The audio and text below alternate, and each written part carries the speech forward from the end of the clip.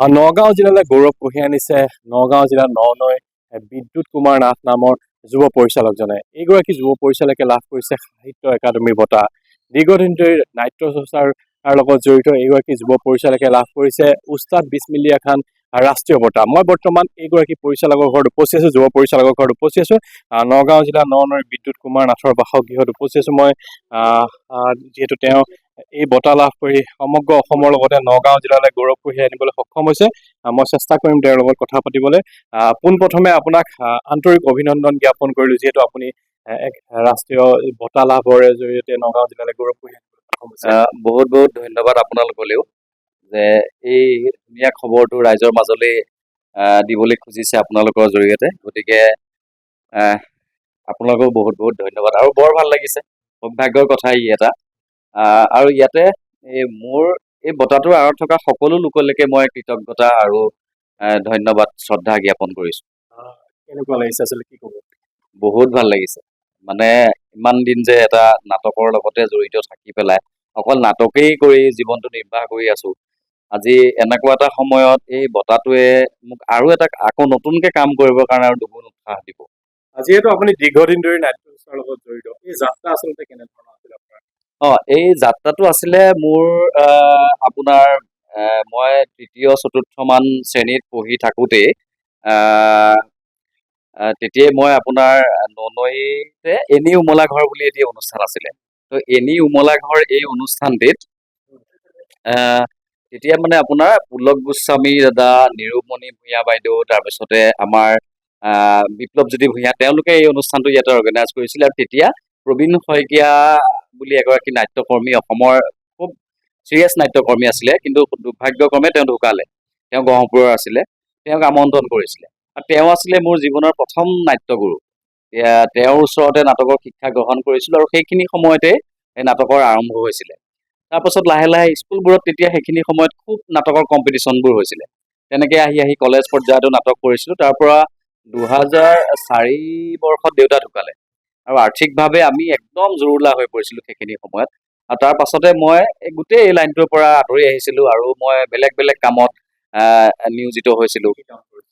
সেইখিনি সময়ত মই পল্টন বজাৰত এখন হোটেল আছিলে ময়ূৰ বুলি, তাত ছুপাৰভাইজাৰৰ কাম কৰিছিলোঁ। তাৰপাছতে নাৰিকলৰ ব্যৱসায়, আমাৰ ইয়াত এখন সাপ্তাহিক বজাৰ আছে, নাৰিকলৰ ব্যৱসায়, তামোলৰ ব্যৱসায়। তাৰপাছতে এই দেউতাৰ হোটেল এখন আছিলে বজাৰত, সেই ভেটিটোতে ময়ো হোটেল খুলিছিলোঁ। তাৰপাছতে দেউতাৰ দোকান এখনত ধাৰ আছিলে, সেই ধাৰ মাৰিবৰ কাৰণে দোকানখনতে মানে পালাও ধৰিছিলোঁ যে মোক সপ্তাহত দুটা বজাৰ হয়, মোক এটা পইচা দিব, তাৰে এটা পইচা তেওঁ সেই ধাৰ মাৰি থাকিব আৰু এটা পইচা মোক দিব, সেইটো আছিলে। সেই তেনেকেই লাহে লাহে তাৰপিছত জ্যোতিপ্ৰসাদ ভূঞা এগৰাকী বৰ ভাল নাট্যকৰ্মী, তেখেতৰ অসমৰ বিভিন্ন জেগাত তেখেতৰ নাম আৰু সুনাম আছে, ভাল ভাল নাটক। তেওঁৰ লগত মই বহু কেইখন নাটক কৰিছোঁ। জ্যোতিদাই এখন নাটকৰ বাবে মোক মাতিলে, সেইখনৰ নাম হৈছে চৰণ দাস চোৰ। চৰণ দাস চোৰৰ কাৰণে মোক মাতিলে। চৰণ দাস চোৰৰ কাৰণে যেতিয়া মই গ'লো, তেতিয়া জ্যোতিদাই ক'লে এতিয়াতো সকলো কেৰেক্টাৰ দি দিয়া হ'ল, তই কোনটো কৰিম? মই বোলো মই জোৱাৰী, মদাহী আৰু ভঙুৱা এটা আছে, মই বোলো মই মদাহীটোকে কৰোঁ। সেইটো আপোনাৰ এই উৰিয়াগাঁও চাৰিআলিত, উৰিয়াগাঁৱতে আইথান এখন আছে যে, সেই তাতে হৈছিলে। তাৰ পাছতে তাতে ৰাজেন ফুকন বুলি দাদা এজনে দেখা পালে মোৰ অভিনয়। তেতিয়া মোবাইল ফোনো মোৰ নাছিলে। তাৰপৰা জ্যোতিদাই মোক এদিন ক'লে যে তোক মাতিছে তালৈ, এই বাপুজী লাইব্ৰেৰীলৈ মাতিছে, পুৰণি গুদাম। তাৰপিছত বাপুজী লাইব্ৰেৰী গ'লোঁ, তাতে নাটক এখন মোক দিলে, কৈছে তুমি এই ডাইলগকেইটা মোক মাতি শুনোৱাচোন। তেতিয়া নাট্যকাৰ কানু গোস্বামী বৰদেউতা আছিলে।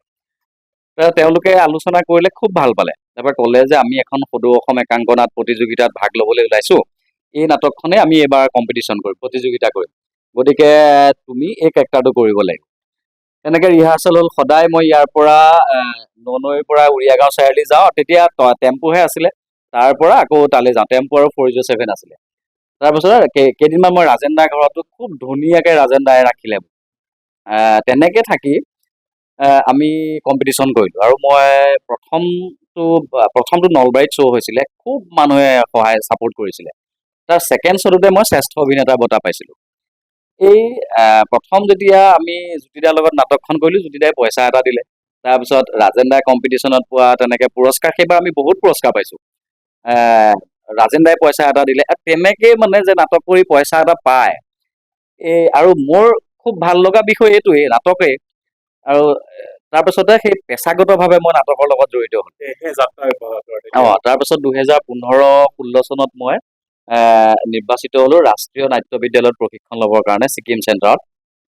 তাতে প্ৰশিক্ষণ লৈ অহাৰ তাৰপাছত মই আৰু আহ, নিগাজিকে কাম কৰিবলৈ ললো। বৰ্তমান নতুন পৰিকল্পনা কি আছে এই বঁটা লাভৰ পিছত? যথেষ্ট আচলতে উৎসাহিত হ'ব। নতুন পৰিকল্পনা আছে, ভাবি আছিলো। মই প্ৰতি বছৰে মোৰ এটা অনুষ্ঠান আছে অভিমুখ বুলি। অভিমুখে 2017 চনতে প্ৰতিষ্ঠা লাভ কৰিছে। তেতিয়াৰ পৰা আমি বছৰেকত এখন হলেও নাটক বা তেনেকে কৰি আহিছো। তেনেকুৱা আছে, ঢেৰ প্লেনিং আছে। আৰু মই এটা নিগাজি এটা মানে স্থায়ী এডোখৰ জেগাৰ কাৰণেও মই বিচাৰি আছো।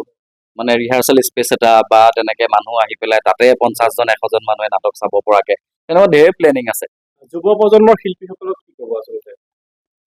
আজিকালি মানে কি হয়, হঠাৎ ভুকুতে কলটো নপকেতো। মানুহে মানে কি হয়, আজিকালি এক্টৰ এক্ট্ৰেছ সমূহে মানে পটককে নাটক এখন কৰি চিৰিয়েল এখন কৰিবলৈ ভালকে চিৰিয়েলো কৰিব লাগিব, নাটকো কৰিব লাগিব। মই সেইটো নকওঁ যে তুমি সেইটোৱে কৰিবলৈ গুচি যাব লাগিব, কিন্তু একাগ্ৰতা, ধৈৰ্য, এই গোটেইখিনি বস্তু লাগিব। আজি অত বছৰে নাটক কৰি থকাৰ পাছতহে এটা পৰ্যায়লৈ পাইছোহি।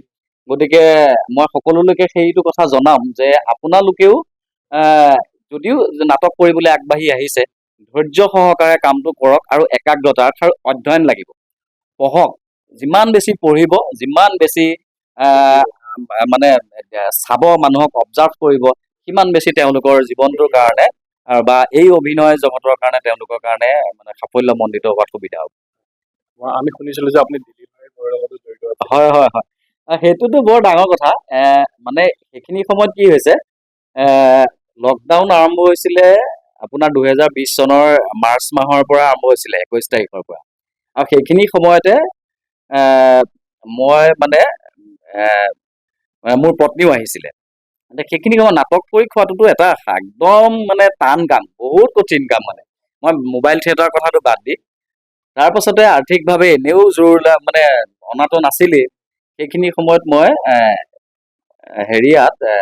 ফ্লিপকাৰ্টত 18 মাহ ডেলিভাৰী বয়ৰ কাম কৰিছো। সেই যন্ত্ৰণাটো জীৱনত পাহৰিব নোৱাৰি। যথেষ্ট যথেষ্ট আচলতে আপোনাৰ এই যাত্ৰা শুভ হওক আৰু আগলৈও আপুনি আগবাঢ়ি যাওক, নতুন নতুন কাম কৰক। আমাৰ ফালৰ পৰা শুভেচ্ছা থাকিল। মোৰ লগত আৰু এগৰাকী বিশিষ্ট নাট্যকাৰ আৰু নিৰ্দেশক আছে, গগন দা। গগন দা, কি ক'ব আচলতে এই বিদ্যুৎ নাটৰ সফলতা? কি ক'ম, মানে অতি আনন্দিত হৈছো। মই এজন নাট্যকৰ্মী, গতিকে এজন নাট্যকৰ্মী হিচাপে তেওঁ নগাঁৱলৈ সুনাম কঢ়িয়াই আনিছে আৰু নগাঁৱৰ লগতে অসমৰ সুনাম কঢ়িয়াই আনিছে। আৰু মই জানো এজন নাট্যকৰ্মী হিচাপে এজন নাট্যকৰ্মী কেনেকে আগবাঢ়িব লাগে, কিমান কষ্ট হয়, কিমান সাধনা কৰিব লাগে। আৰু এই সাধনাখিনি বিদ্যুতে কৰিছে। মই সৰুৰ পৰা দেখিছো বিদ্যুতক অতি সাধনা কৰিছে, কষ্ট কৰিছে। আচলতে বিদ্যুতে নাটক কৰে, এই নাটক কৰিছো আৰু এনেকুৱা নহয় যে নাটক কৰে।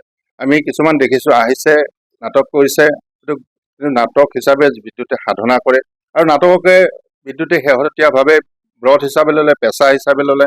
গতিকে বিদ্যুতৰ এই সাফল্যত আমি সঁচাই আনন্দিত। মই নাট্যকৰ্মী হিচাপে বিশেষকৈ শুভাকাংক্ষী তেওঁৰ, আৰু মই নাট্যকৰ্মী হিচাপে অতি আনন্দিত।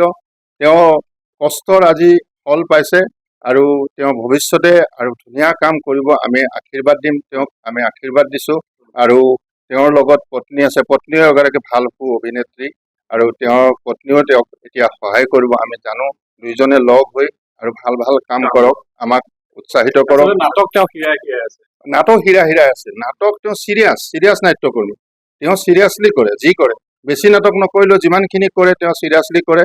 আৰু শেহতীয়াভাৱে তেওঁ প্ৰথমতে অভিনয় কৰিছিলে, ভাল অভিনেতা তেওঁ। তাৰপিছত এতিয়া তেওঁ পৰিচালকৰ দায়িত্ব ল'লে, ভাল পৰিচালনা কৰে। আৰু য'ত পৰিচালক হিচাপে তেওঁ নিৰ্দেশক হিচাপে আজি এই ৰাষ্ট্ৰীয় পুৰস্কাৰটো পাবলৈ সক্ষম হৈছে।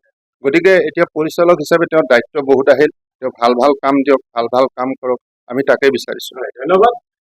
আমি কৈছোৱে যে নাটক তেওঁ হিৰাই আছে। আৰু এটা কথা ক'ব লাগিব যে ডেলিভাৰী বয়ৰ পৰা আৰম্ভ কৰি বিভিন্ন ধৰণৰ তেওঁৰ এই জীৱন যাত্ৰাত যথেষ্ট কষ্ট কৰিছে। তাৰপিছত আজি তেওঁ এই ৰাষ্ট্ৰীয় বঁটা লাভ কৰিবলৈ সক্ষম হৈছে। আৰু নগাঁৱৰ 99গৰাকী যুৱ পৰিচালক, আচলতে তেওঁ বিভিন্ন ক্ষেত্ৰত নাটকৰ লগত জড়িত হৈ আছে। আৰু শেহতীয়াকে তেওঁ যি সাহিত্য নাটক একাডেমীৰ যি উস্তাদ বিছমিল্লা খাঁ ৰাষ্ট্ৰীয় বঁটা সেই বঁটা লাভ কৰিবলৈ সক্ষম হৈছে। আমাৰ ফালৰ পৰা তেওঁ শুভেচ্ছা থাকিল। তেওঁ নতুন নতুন কাম কৰি যাওক, নতুন নতুন সৃষ্টি কৰি যাওক আৰু নৱপ্ৰজন্মৰ যুৱ প্ৰজন্মৰ বাবে তেওঁ নতুন কাম কৰক, সেয়াই আমি কামনা কৰিলোঁ। আপুনি বিচৰা বাতৰি পাব কেৱল নিউজ 18 এপত। নিউজ 18 এপ ডাউনলোড কৰিবলৈ স্কেন কৰক এই QR কোড। গুগল প্লে ষ্টৰতো পাব এই নিউজ 18 এপ।